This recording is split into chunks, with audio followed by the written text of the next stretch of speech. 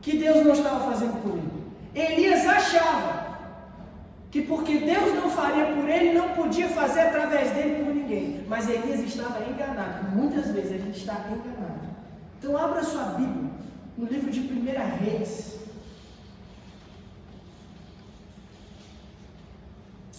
Glória a Deus.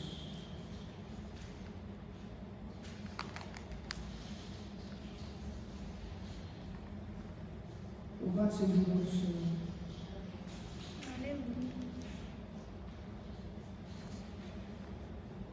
Aleluia. 1 Reis, capítulo 19.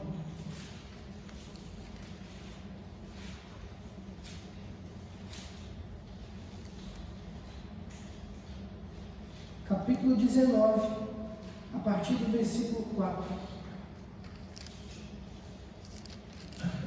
Tem algumas lutas, amados, algumas dificuldades que a gente enfrenta na nossa vida, que muitas vezes nos parece que chegou o nosso fim.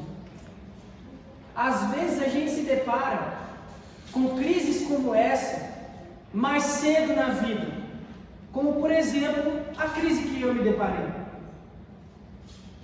com 22 anos de idade na época, o câncer da minha vida. Às vezes você se depara mais tarde, na casa dos 40, na casa dos 50, dos 60, mas todo mundo vai enfrentar em algum momento na sua vida uma crise, que essa crise, se você não cuidar e não prestar atenção e não confiar as suas emoções ao cuidado de Deus, ela vai derrubar a sua fé, mano.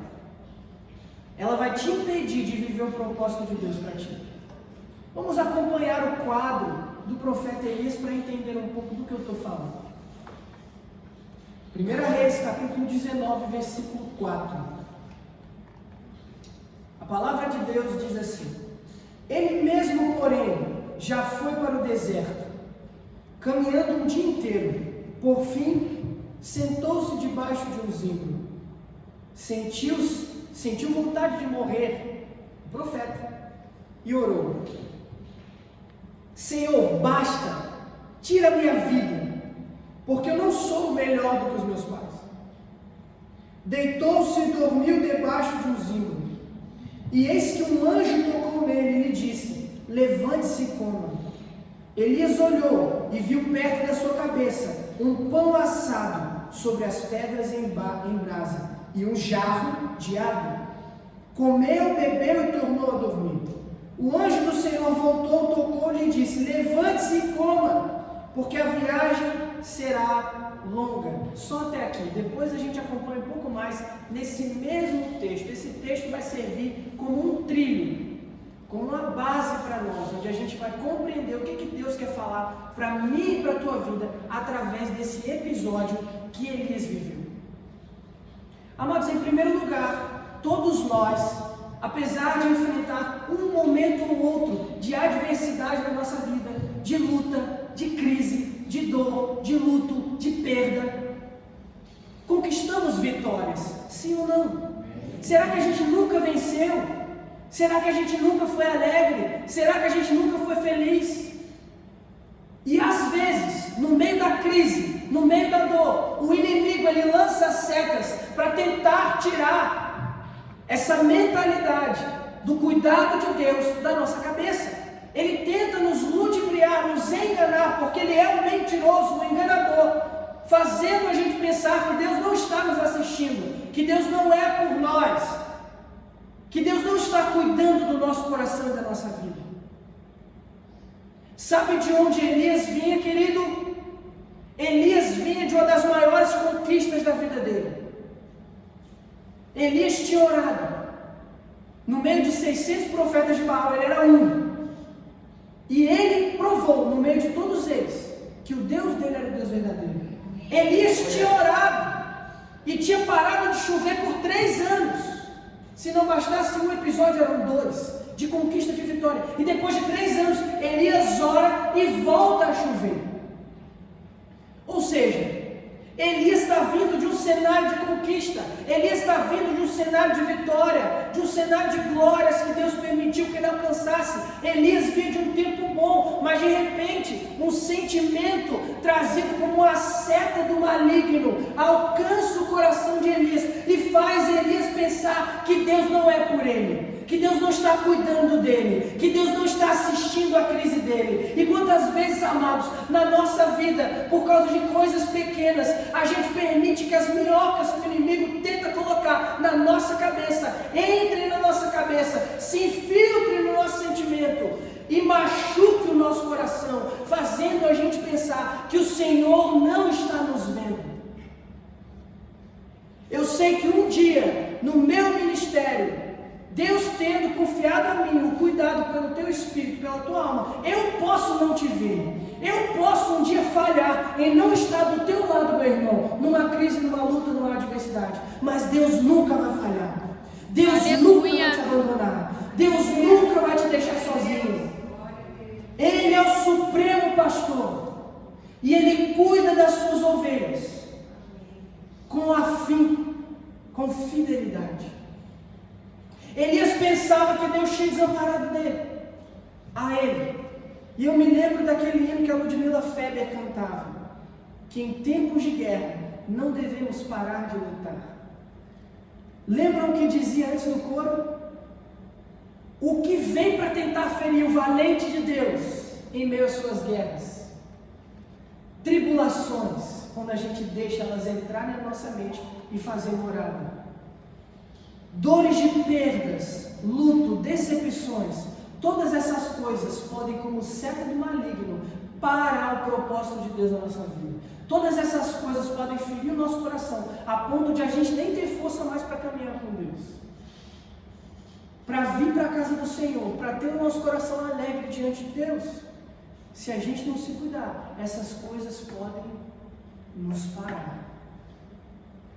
E eu encontro na letra desse hino um segredo. Eu não posso parar de lutar. Meu irmão, você sabe o que fez Elias ir para aquela caverna? O quadro geral eu vou apontar para você nesse exato momento. Elias, profeta de Deus, homem usado pelo Senhor. Homem que o Espírito Santo tinha conexão direta com ele, assim como tem com a minha e com a tua vida. Ele habita no meu coração e no teu, amém? Ele habita em nós.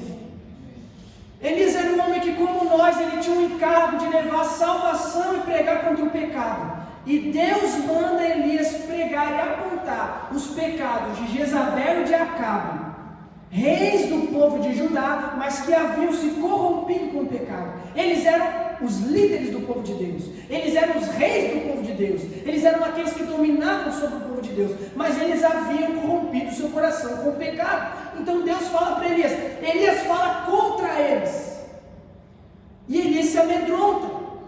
Elias tinha acabado de viver uma grande vitória, mas o medo em pensar o que o exército de Jezabel poderia fazer contra ele paralisou Elias. Elias parou de lutar, e foi por isso que o coração dele se amargurou, foi por isso que o coração dele se fechou, se angustiou. Seja o inimigo que for, amado, eu não devo temer. Pode se levantar quem quer que seja contra nós, pode um sistema religioso falido tentar se levantar contra nós, porque nós queremos falar em nome do Senhor, em nome da santidade, não devemos temer. E uma coisa que eu aprendo com Elias aqui é o seguinte: toda vez que eu quiser viver santidade, o inimigo vai tentar me impedir. Toda vez que eu quiser viver perto de Deus, ler a Bíblia, jejuar, orar, ter relacionamento com o Senhor, o inimigo vai tentar me ferir e me parar. Elias era um homem santo, Elias era um homem de Deus, Elias era um profeta, estava indo cumprir uma missão, estava indo realizar a obra do Senhor, e o inimigo, através das suas emoções, tentou paralisá-lo. O inimigo, através das suas emoções, tentou fazer Elias parar, tentou interromper a trajetória de Elias. Quantas vezes o inimigo não tenta, amados, tentar interromper a nossa trajetória? Nós estamos indo na semana que vem para uma segunda semana de jejum e oração.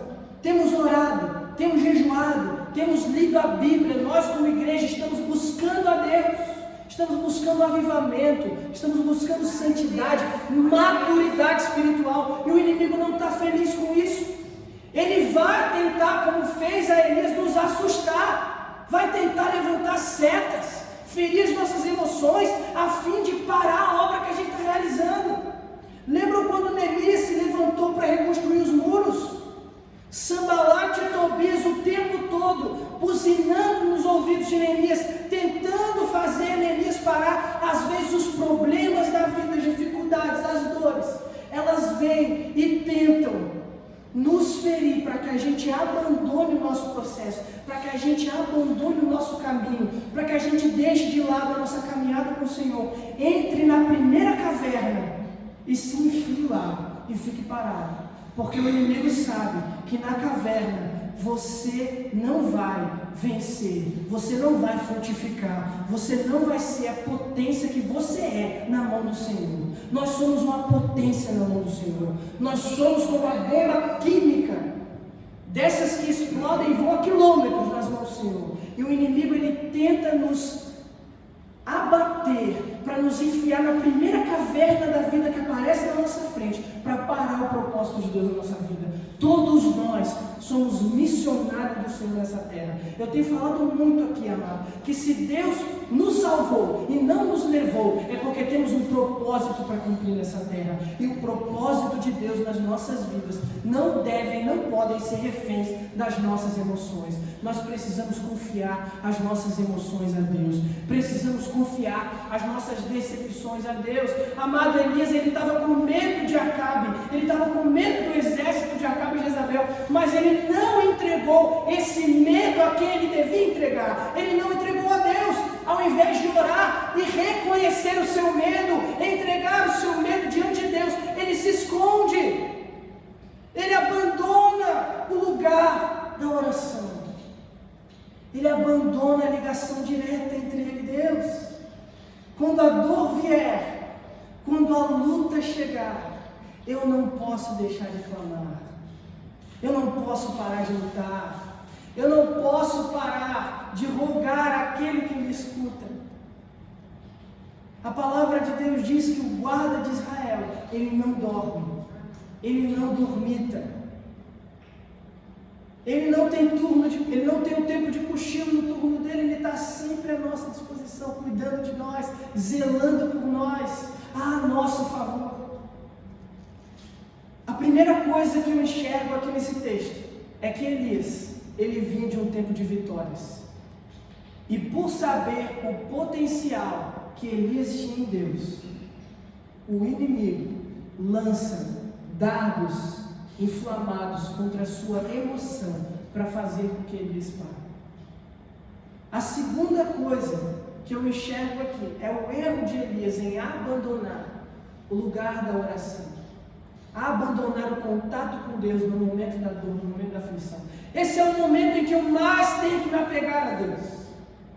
Eu vejo um exemplo em Jesus, quando ele sentiu a aflição em sua pele, de cumprir o propósito dele, restaurando o nosso relacionamento com Deus. Jesus veio para a terra para cumprir um propósito, morrer no meu lugar e no teu lugar. Jesus veio para ser o sacrifício perfeito, para poder satisfazer Deus quanto à ira que ele tinha pelos nossos pecados. Jesus foi o sacrifício perfeito e satisfez a ira de Deus. Mas no meio do processo para cumprir o propósito, a aflição alcança o coração de Jesus. Jesus vai orar no monte, e então ele começa até a suar sangue. Ele tem ansiedade e estresse elevados, um nível elevadíssimo, que a medicina diz que quando a pessoa ela sua sangue pelos poros, é um nível elevadíssimo de estresse. Todo aquele peso do nosso pecado, todo aquele peso da missão, tudo aquilo estava pesando sobre Jesus. E o que Jesus fez para se sentir mais leve e seguir em frente? Ele desistiu? Não! Ele parou e ficou ali naquele monte? Não! Ele não se escondeu numa caverna, mas Ele fez a única coisa que eu e você podemos fazer no momento da dor, no momento da aflição, no momento da luta. Ele orou e entregou àquele que Ele sabe que poderia dar direção para ele. Muitas vezes o erro que cometemos no meio da dor é compartilhar com pessoas que não podem nos dar direção e propósito no meio daquela crise. Quando a dor chegar, compartilhe com Deus, amado. Deus é aquele que pode te dar direção e propósito no meio da crise. Jesus foi para o monte angustiado, Jesus foi para o monte desnorteado, e quando ele ora, Deus direciona ele para a cruz. E eu vejo isso aqui também na vida de Elias. Elias se perdeu no meio dessa angústia, Elias se perdeu no meio dessa dor, ele ficou sem saber para onde ir, sem saber o que fazer. E mesmo que a gente esteja num momento como esse hoje, amado, sem saber para onde ir, sem saber o que fazer, Deus tem um destino para você, Deus tem um destino para nós. O propósito da nossa vida, quem definiu foi Ele. E quando a gente se perde no relacionamento com Ele, é por isso que a gente fica desnorteado. Eu vejo em Elias uma terceira característica que eu tenho que pegar para a minha vida. E qual é? Olha que coisa forte, amado, que a palavra de Deus nos mostra. Aqui no versículo 6. Olha o que a Bíblia nos diz. Elias olhou e viu perto da sua cabeça um pão. Eu não sei o que vem à sua mente quando você escuta a palavra pão pela primeira vez. Quando eu li esse texto pela primeira vez, quando eu preguei esse texto pela primeira vez, eu não sou muito de repetir textos. Desde os 6 anos de idade eu prego e eu sempre escuto a voz do Senhor para pregar uma mensagem. E sobre essa pregação de hoje, a voz do Senhor veio a mim e falou: prega esse texto. Só que da primeira vez que eu preguei esse texto, eu não me atentei no fato.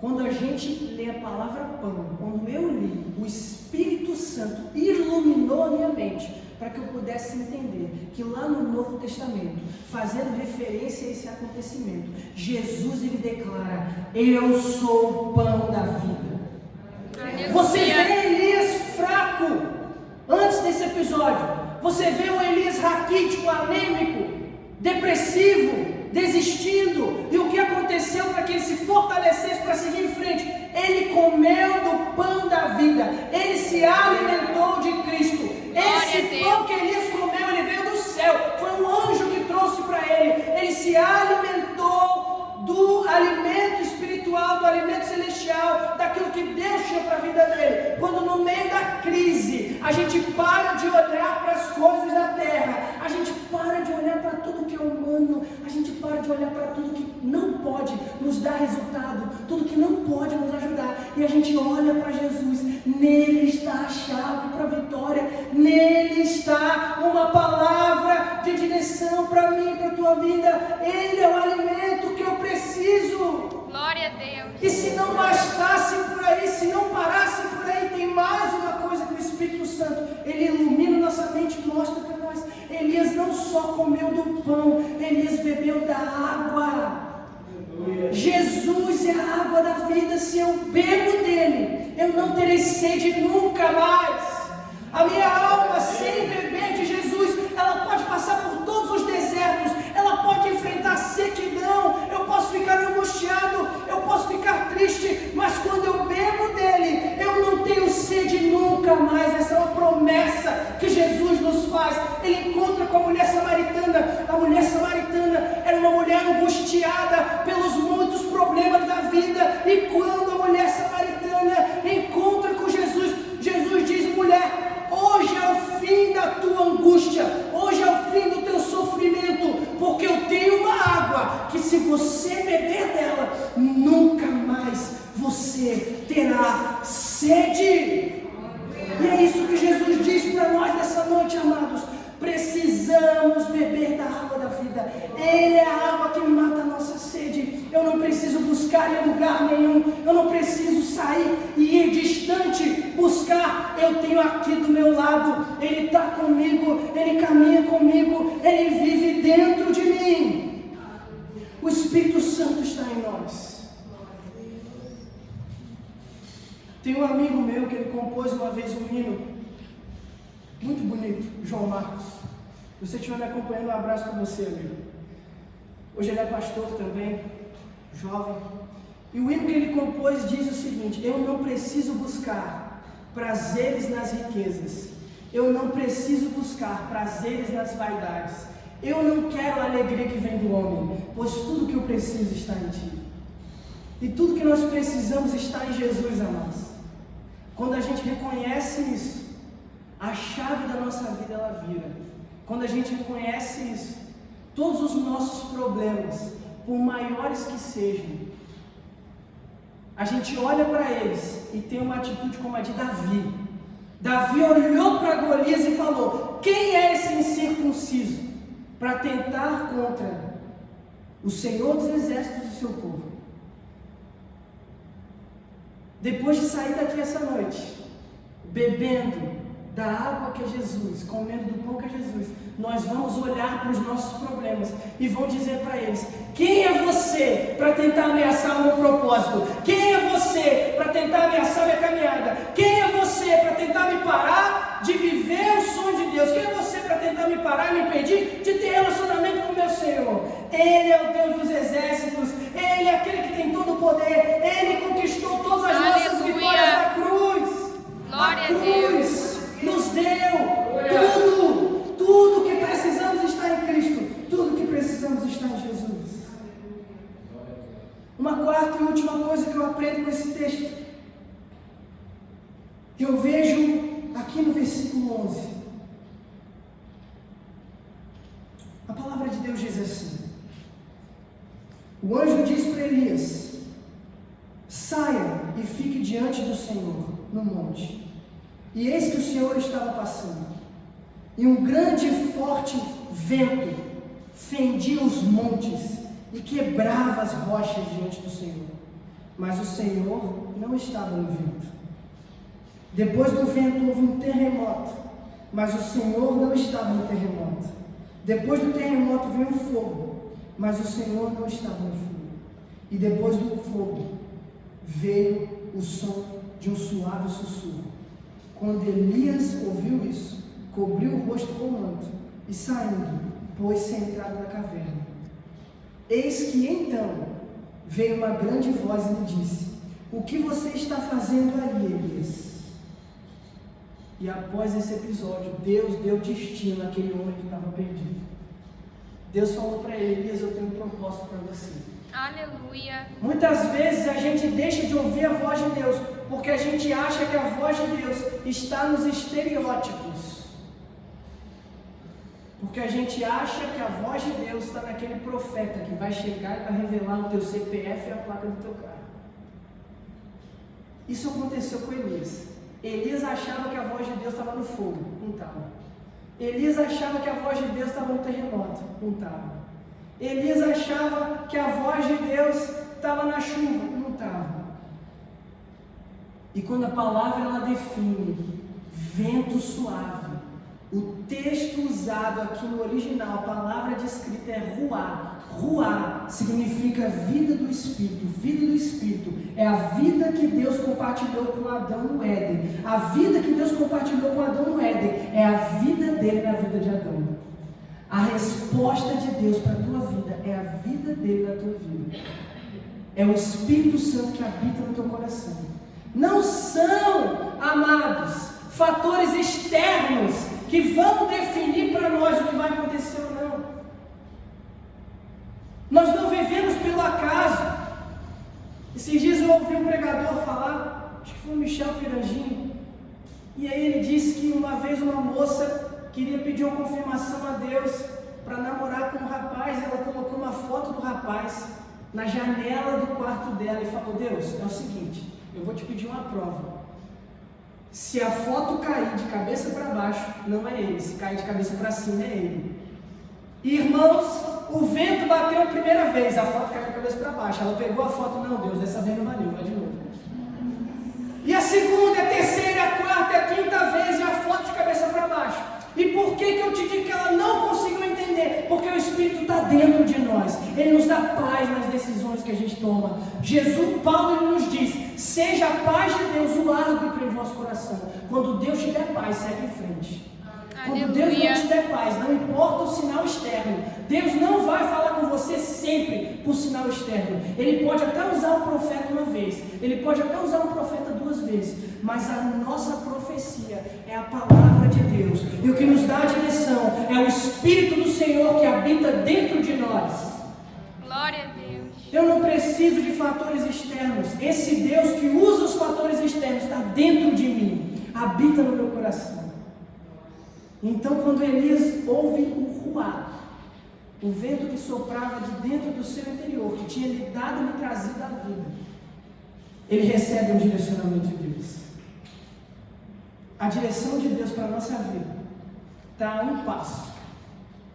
Como diria Billy Graham, a resposta de Deus para mim está a um passo. O passo de dobrar os meus joelhos, falar com Deus, clamar a Ele. Tudo que eu preciso está no Senhor. Eu quero te convidar a ficar de pé, eu quero orar com você. Que nessa noite Deus possa conduzir os nossos corações, as nossas almas a Ele.